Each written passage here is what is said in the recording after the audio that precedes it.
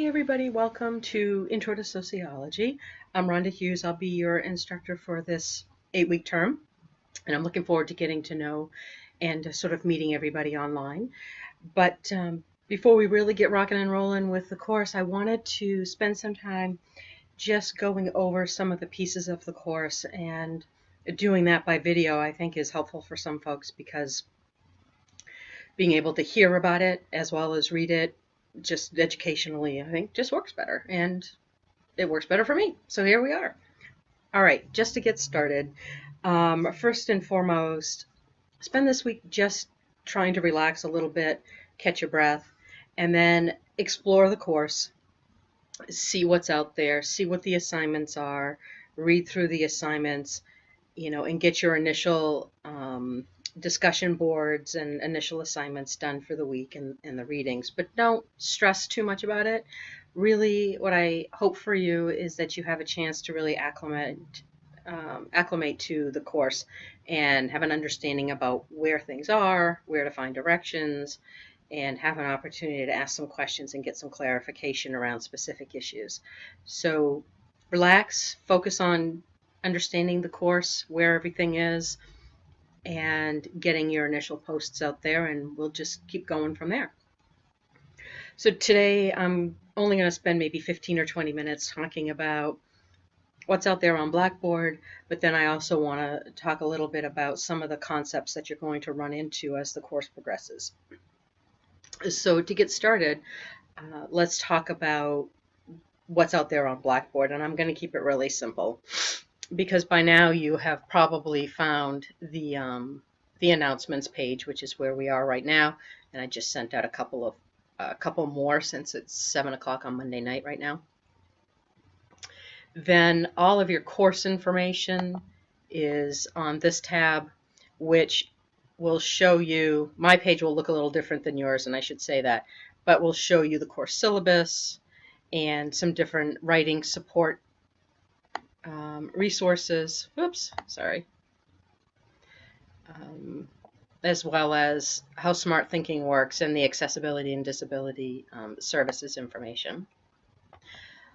And the real meat is partially right here under learning modules. This is where you're going to find most of what you need to know what the assignments are. So if you go to learning modules, you can read the course description and outcomes, blah, blah, blah. But here's where, this is really where you're going to end up spending most of your time. First off, there's a coursework overview, which gives you essentially what week's different assignments are due, and I think I posted that for you in announcements already. It's worth double checking. You can never know about me. Then you're going to have a module for each week of the course. So the course is run from Mondays through Sundays. So every Monday you're going to have a new module for each of the 8 weeks of the course. So this week you're looking at module 1, so you'd open module 1, and in it you will see, oh heavens to Betsy, my fingers don't work. In it you'll see the objectives and the description and everything, but here's where you to really focus is first off on this overview. It gives you like a little written overview of what this week is about and explains some of the concepts. Here's where your readings are for what you need to read or watch from your textbook. Here's your discussion board, and I'm going to come back to that in a minute. But there'll be a discussion board. I think most every week has a discussion board. Clicking here will take you right to the discussion board area. Then this week looks like you have a worksheet to do, and you'll read the directions which are there, complete the worksheet, and you'll submit that online.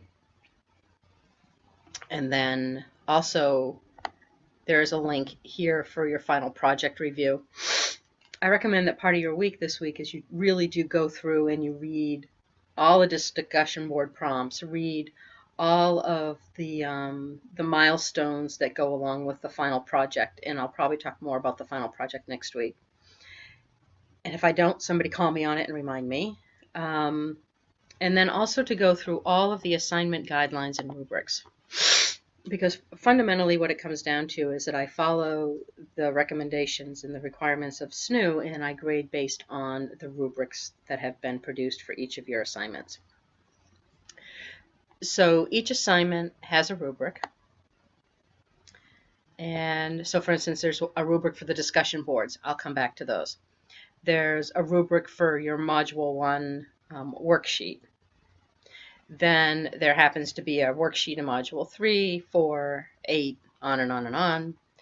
Then you'll keep going, and then you'll find that there are milestones that go with your final project. So there's a rubric for Milestone 1, Milestone 2, Milestone 3, and then there's another rubric for your final project. Going back up to the discussion boards, because the rubrics, well, the content's not similar, the design or the structure is pretty similar.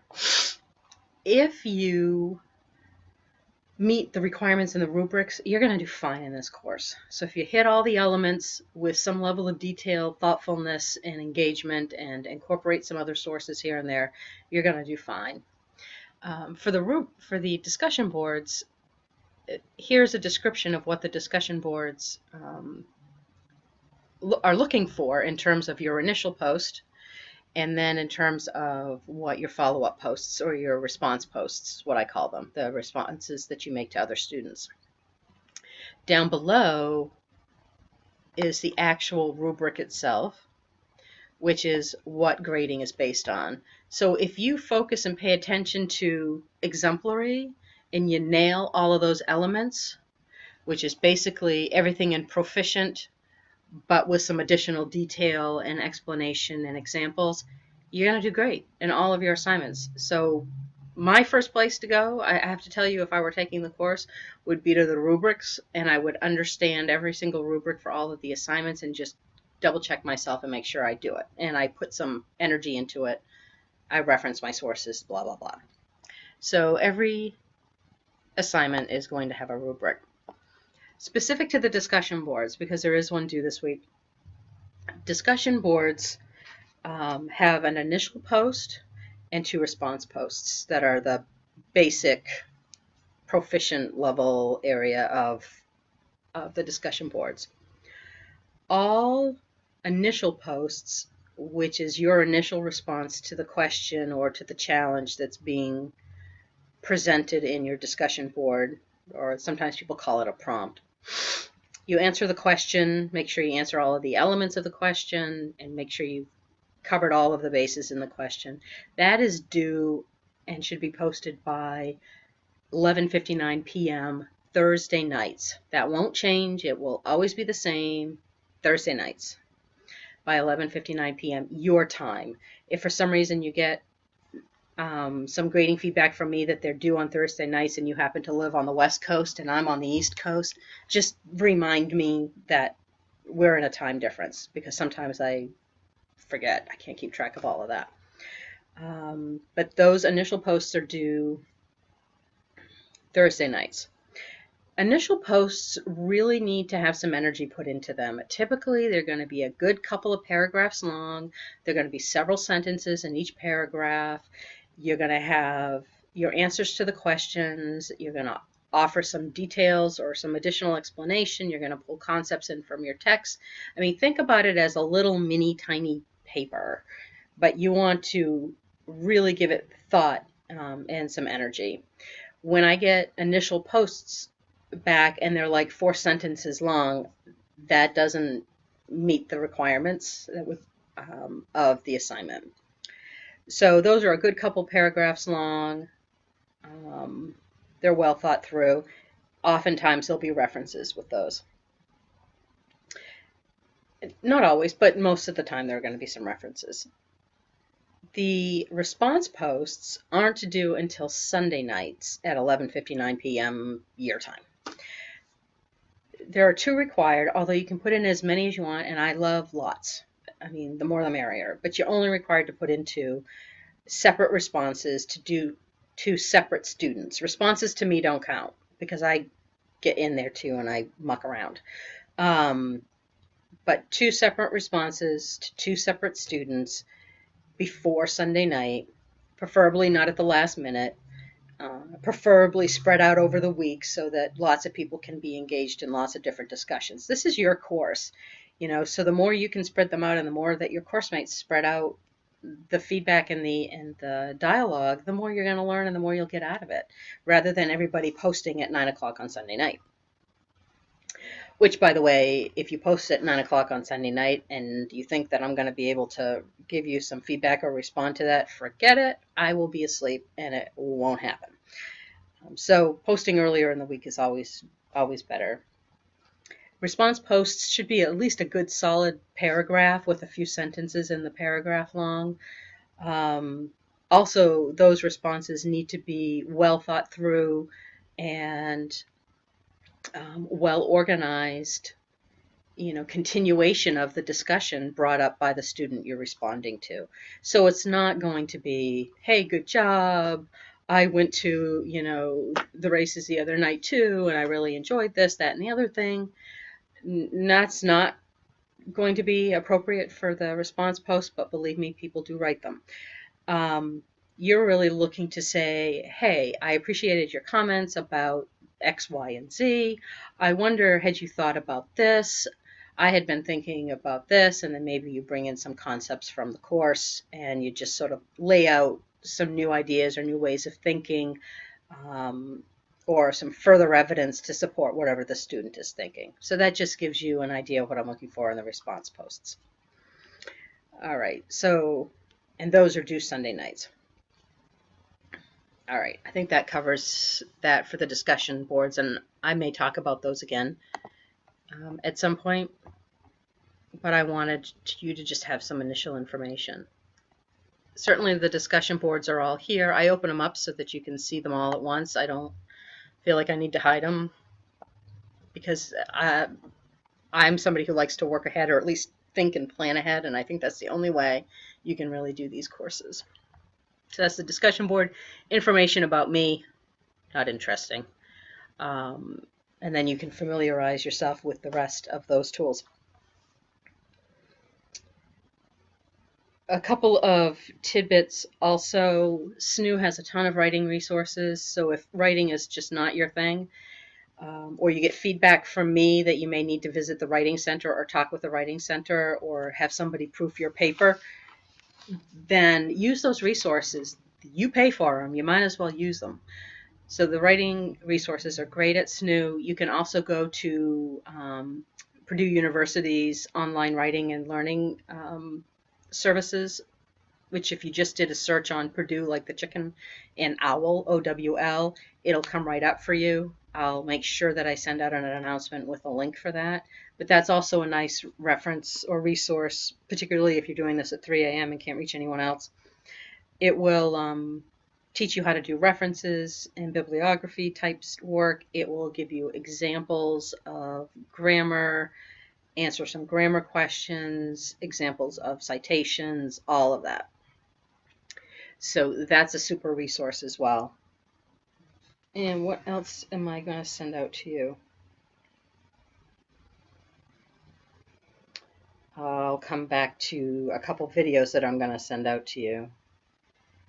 Okay, so now just to talk a little bit about a couple of the concepts that you're going to run into this week. So this week, the idea is to just settle in, get familiar with the course. You're going to have a worksheet due, some textbook reading to do, and a discussion board to do.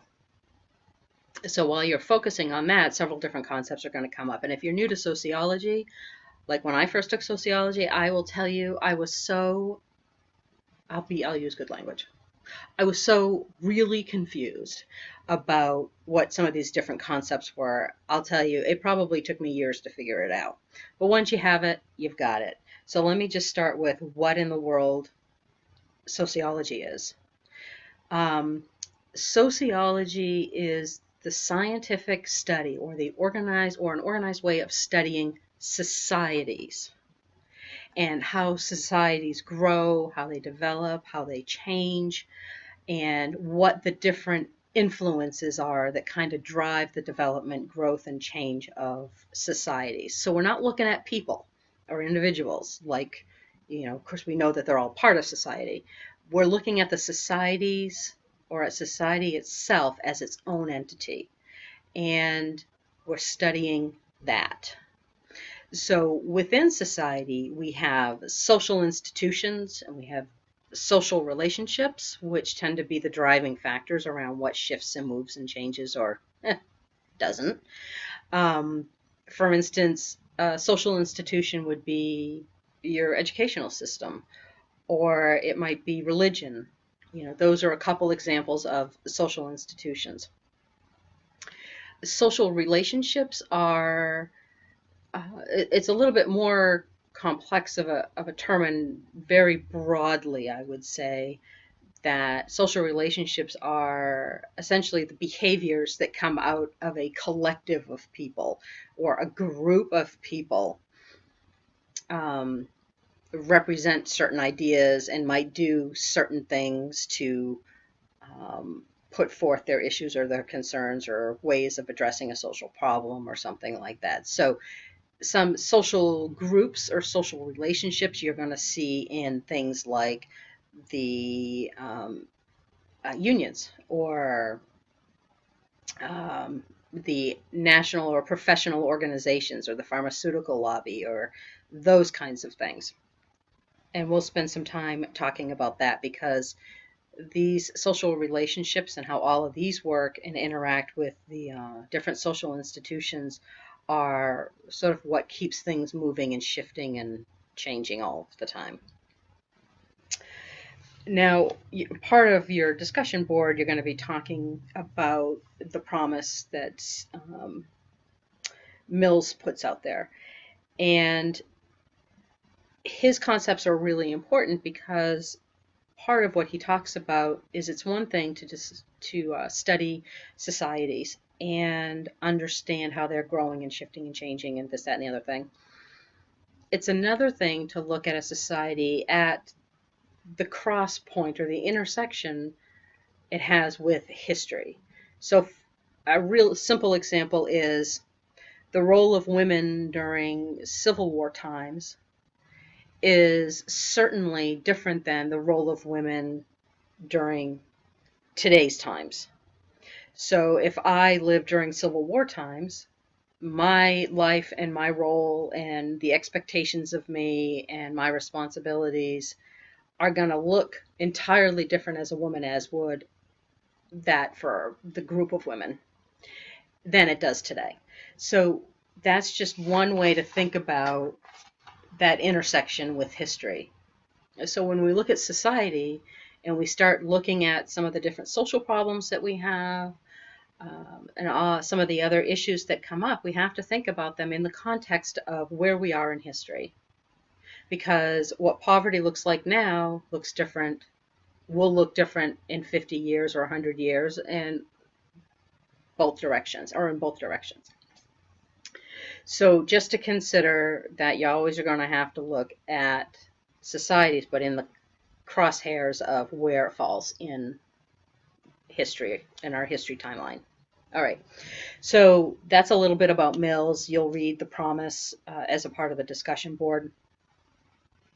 Now, that all said, knowing that sociology is the study of, or scientific or organized study of society or societies, we know then we're not looking at this from an individual's point of view. We're looking at this as the society and what's going on in society, and how the social institution and social relationships are driving a variety of these factors. So if we think about social problems, for example, an easy one is, let's say, we have a volcano growing, or a volcano that's been established and it's in our backyard and it's looking to erupt, and it's going to just obliterate, half of the country. And I apologize, thinking about this now, that there are some of you who live in volcano country, and I apologize for that. But I can't go back now. I've said it, and I can't unsay it. But if you think about how we look at things, we all see things differently. We all have different perspectives. Well, the same is true for sociologists. And in our course, we're going to talk about 3 different ways of knowing, or 3 different ways of thinking about a social problem. So we have this big old volcano growing in the backyard, and we know that it's a problem. We've already have a sense that it's going to explode. But as a scientist, I might look at it from a symbolic interactionist perspective. I might look at it from a conflict theory perspective, and I might look at it from a functionalist perspective. And those are the only 3 perspectives we're going to use in this course. And so as we get going, just sort of like a little side tip, as we get going, you might notice that other things are referred to as theories, or they're referred to as perspectives. We're focusing only on symbolic interactionism, sometimes they just call it interactionism, functionalism, and conflict theory, or conflict. And those are the only 3 you need to learn for being successful in this course right now. Anyway, that said, each theory is like looking through a different set of glasses.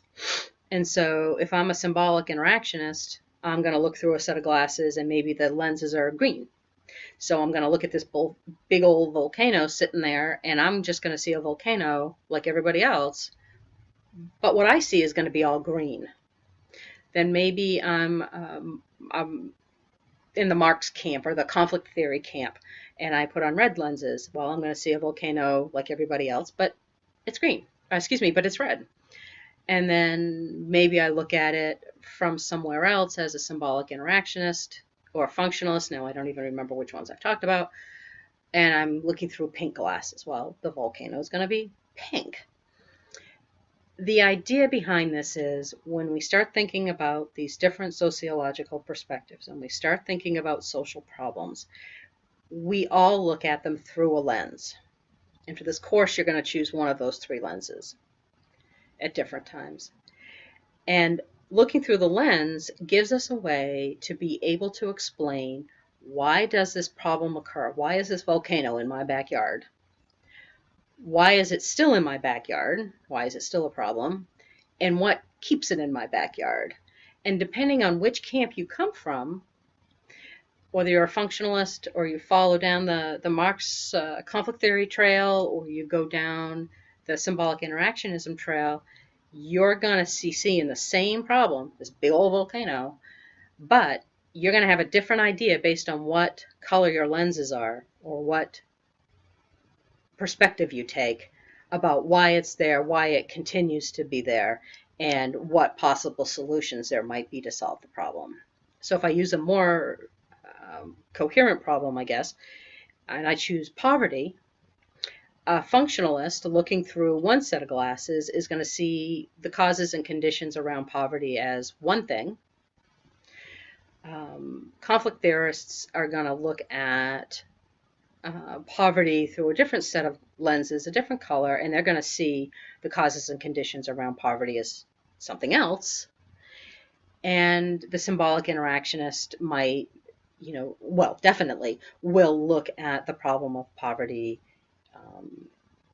through a different lens, maybe, orange or pink or whatever, and they're going to see the causes and conditions around poverty as something different.